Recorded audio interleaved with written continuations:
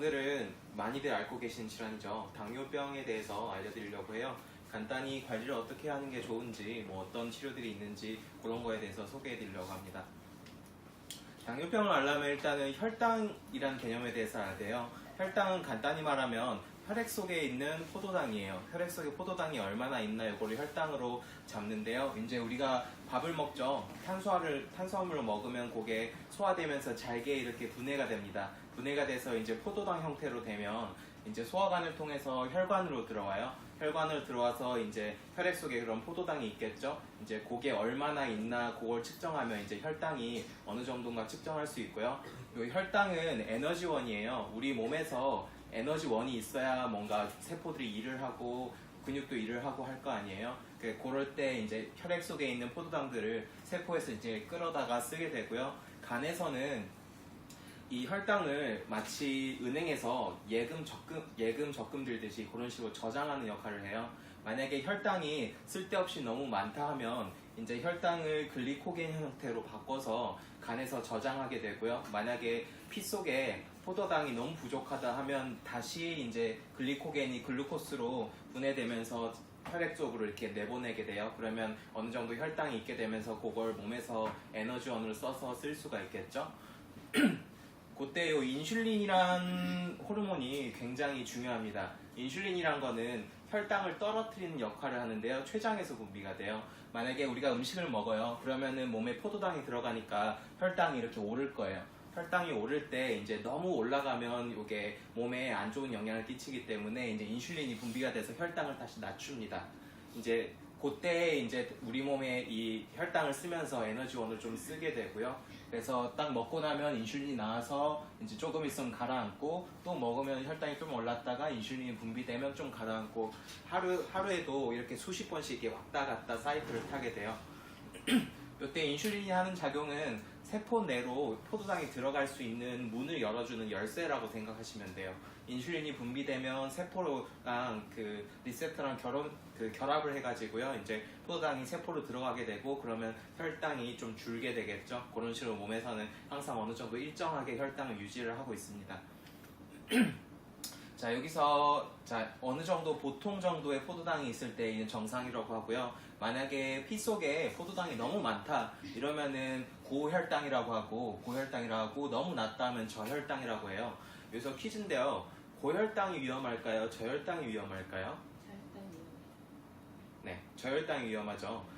흔히들 좀 착각하시는 게 왜 당뇨병 이런 거는 혈당이 올라가는 병이잖아요. 그래서 고혈당이 더 위험한가 하는데 사실은 저혈당이 더 위험해요. 고혈당은 바로 생명에는 직접 영향을 끼치지 않는데 저혈당이 되게 되면 세포에서 쓸 수 있는 에너지원이 없으니까 이제 급격하게 상태가 안 좋아져요. 그래서 항상 저혈당이 되지 않도록 관리하는 게 중요하고요. 이제 저혈당이 되면은 주로 손을 떤다든지 가슴이 너무 두근거린다든지 머리가 너무 깨지듯이 아프다든지 어디가 가렵다든지 졸립다든지 이런 증상이 나타나게 되고 만약에 혈당이 너무 많이 낮아지면 창난 증세라든지 심하면 사망까지도 이를 수 있는 그런 심각한 상태가 됩니다. 그리고 요거는 당뇨의 일반적인 임상 양상인데요. 주로는 시야가 좀 흐려지고 체중이 줄고 이제 물이 너무 땡기고 갈증이 너무 심하고 소변을 너무 자주 보고 아니면은 상처가 났는데 그게 낫는 게 느려지고 이런 증상이 많이 나타나요. 많이 피곤하기도 하고요. 근데 이런 증상이 안 나타나는 고혈당이 훨씬 많아요.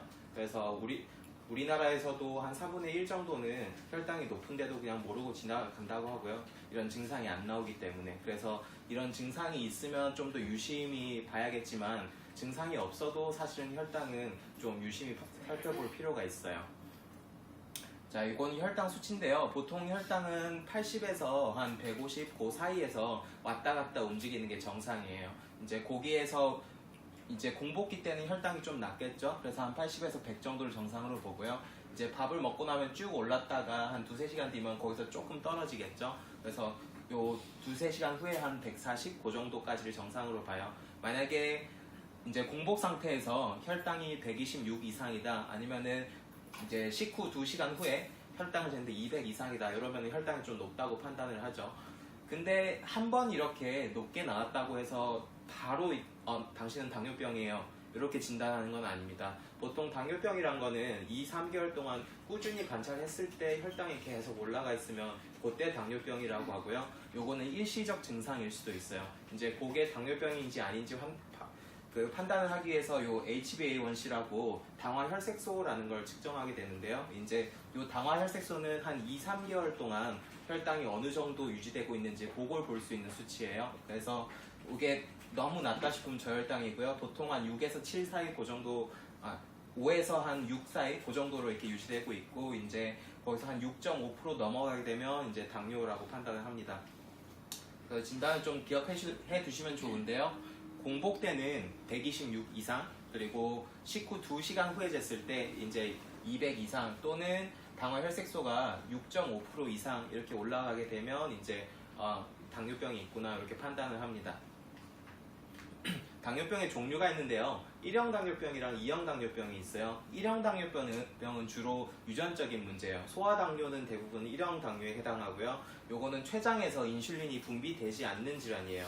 췌장에서 인슐린이 분비가 되지 않다 보니까 혈당이 계속 오르는 거고요. 요거는 어쩔 수 없이 인슐린을 좀 넣어주는 치료를 하든지 그런 식으로 관리를 하는 수밖에 없습니다.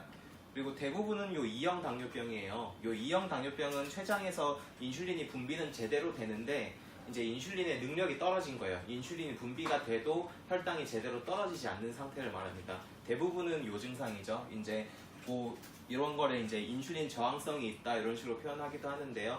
주로 몸 상태에 따라서 이런 것들이 변해요. 당뇨병은 그 당뇨병의 특징 증상도 중요하지만 사실은 더 무서운 건 합병증입니다. 이게 혈당이 높은 채로 세월이 가다 보면 혈관 위주로 손상이 돼요. 먼저 대혈관이 좀 막히는 질환들이 있는데요. 뭐 심근경색이라든지 뇌경색이라든지 이런 질환들이 좀 발생률이 올라간다고 하고요. 그리고 말초 부분의 혈관이나 신경에도 문제가 와요. 이제 주로는 안구, 망막 쪽에 이상이 생긴다든지 아니면 손끝, 발끝으로 저리고 시리고 이런 문제가 계속된다든지 또는 발에 상처가 났는데 그게 낫질 않아서 발이 좀 이렇게 썩어 들어간다든지 이런 질환으로 합병증이 오게 되고요. 이렇게 오기 전에 예방하는 게 최선입니다. 이렇게 합병증이 진행되고 나면 낫기가 굉장히 힘들어요. 이렇게 안 되게 관리해 주셔야 되고요. 2형 당뇨병에 여러 위험 요인들이 있는데 조절할 수 있는 것과 조절 못하는 것들이 있어요. 일단 조절 못하는 것들은 임신성 당뇨를 겪으신 분들이 당뇨 발생률이 올라가요. 근데 이건 조절할 수가 없죠. 또 뭐 인종적인 문제도 있고요. 이제 연령이 올라가면 당뇨 발생 확률이 올라가고요. 또 가족력이 있을 때도 당뇨병이 올라갈 수가 있어요. 이런 거는 조절할 수 없는 인자니까 이건 어쩔 수 없고요. 조절할 수 있는 것들도 있어요. 주로는 내 생활 관리가 잘못되신 분들한테 많이 와요. 스트레스를 너무 많이 받는다든지 먹는 게 좀 인스턴트 많이 먹고 과식하고 이러신다든지 뭐 과음한다든지 그런 경우에 이제 또는 비만이 있다든지 이런 경우에 이제 당뇨가 잘 오고요. 또는 고혈압이나 고지혈증 이런 것도 당뇨를 더 쉽게 일으켜요. 이런 거는 충분히 조절할 수 있는 부분들이에요. 그래서 미리 이런 것들을 예방하면 당뇨병을 좀 극복할 수가 있겠죠. 자, 요거는 당뇨 약들을 좀 정리한 건데요. 굉장히 많죠. 당뇨 약들은 종류가 엄청 많은데 이제 크게는 인슐린 분비를 좀 촉진해주는 애들이 있고요. 또 우리 몸에서 당분을 천천히 흡수하도록 만들어서 혈당을 조절하는 약들이 있어요. 사람마다 어떤 게 맞는지는 좀 다르기 때문에 이제 봐가면서 쓰고 어떤 사람들은 하나만 쓰기도 하고 하나로 안 들으면 막 2개를 쓰기도 하고 뭐 3개를 쓰기도 하고요. 용량을 늘리기도 하고 이런 식으로 조절을 해나갑니다. 이제 이런 걸로도 만약에 조절이 안 되고 혈당이 너무 높다 그러면 이제 인슐린 이렇게 몇 단위 뭐 이런 식으로 막 주사로 맞기도 하죠. 이제 이렇게까지 안 되는 게 중요하겠죠. 자, 여기서 혈당이 왜 오르는지 한번 생각해 볼 필요가 있어요. 우리 혈당이 올랐잖아요. 이거 괜히 올랐을까요? 혈당이 왜 올랐을까요? 많이 먹었을 혈당이란 게 우리 몸의 에너지 자원이에요. 세포에서 먹을 수 있는 에너지 자원이 없기 때문에 혈당이 우리 몸에서 자꾸 올리고 싶어 하는 거예요. 혈당을 올려서 세포에 자꾸 에너지 자원을 공급해주고 싶은데 그래도 에너지 자원이 공급이 잘 안 되다 보니까 혈당을 계속 올리는 거거든요. 그래서 사실은 혈당 자체를 낮추는 것보다 혈당이 오르게 된 몸 상태를 바꾸는 게 우선이에요. 당뇨약으로 혈당을 낮출 수 있어요. 낮출 수 있는데 그런다고 몸 상태가 바뀌진 않잖아요. 그래서 점점 당뇨약이 계속 늘어나고 이런 분들이 많죠. 결국은 몸을 자꾸 바꿔줘야 되고요. 당뇨약은 보조요법이에요. 그래서 그거를 착각하시면 안 돼요. 그래서 관리가 중요한데요. 일단 첫 번째 관리는 혈당을 지속적으로 측정해 주는 거예요. 좀 당뇨가 의심되면은 그때부터 매일 혈당 아침에 일어나서 좀 재고 씻고 2시간 후에 재고 해서 내 혈당이 어느 정도로 유지가 되고 있는지 측정을 해봐야 되고요. 요게 중요한 게 우리 당뇨약을 먹으면 혈당이 떨어지는데 저혈당이 더 위험해요. 혈당이 저혈당으로 가버리면 급격하게 사람이 막 여러 증상이 나타날 수가 있거든요. 그때는 당뇨약을 조절을 해줘야 되는데 그걸 위해서라도 혈당을 자꾸 측정을 해봐야 됩니다. 두 번째로는 운동이에요. 몸을 바꿔야 되잖아요. 운동을 심장이 한 두근거릴 정도까지 한 일주일에 3번 정도 해주시는 게 좋고 시간은 한 번에 한 1시간에서 1시간 반 정도 그렇게 운동을 해주시는 게 좋습니다. 세 번째는 먹는 거 조절하는 거예요. 몸 상태에 따라서 적정량의 열량을 섭취할 수 있도록 그렇게 조절해 주셔야 되고 이제 당분은 그 전체에서 한 50에서 60% 정도 먹고 천천히 드시고 이 GI 지수가 낮은 음식들은 혈당을 천천히 올리는 음식들이거든요. 그런 음식들 위주로 이제 드시면 되고요. 단백질은 뭐 체중 1kg당 1g에서 1.2g 정도 먹으면 된다 하고 지방은 총 열량의 25% 이내로 드시되 지방도 좋은 지방이 있고 나쁜 지방이 있어요. 주로 요 트랜스 지방산이라는 게 문제가 많이 되는데요. 주로는 인스턴트 음식이나 좀 가공해서 나온 그런 음식들 있죠. 그런 것들에 많아요. 그래서 그런 것들을 좀 피해줄 필요가 있고요. 이제 식이섬유를 충분히 섭취해서 주로 채소류에 많죠. 이런 것들 건강을 좀 지키는 게 당뇨를 예방하고 혈당을 낮추는데 굉장히 도움이 많이 됩니다. 또 다이어트도 중요해요. 지방이 올라가면 이제 지방량이 많아지면 인슐린 저항성이 올라가서 이 혈당이 조절이 잘 안 돼요. 그래서 비만이면서 당이 있으신 분들은 꼭 다이어트를 해서 그걸 관리해줘야 되고요. 자, 양방에서만 당뇨를 치료하는 건 아니에요. 한의학으로도 충분히 당뇨를 치료할 수 있는 방법이 있어요.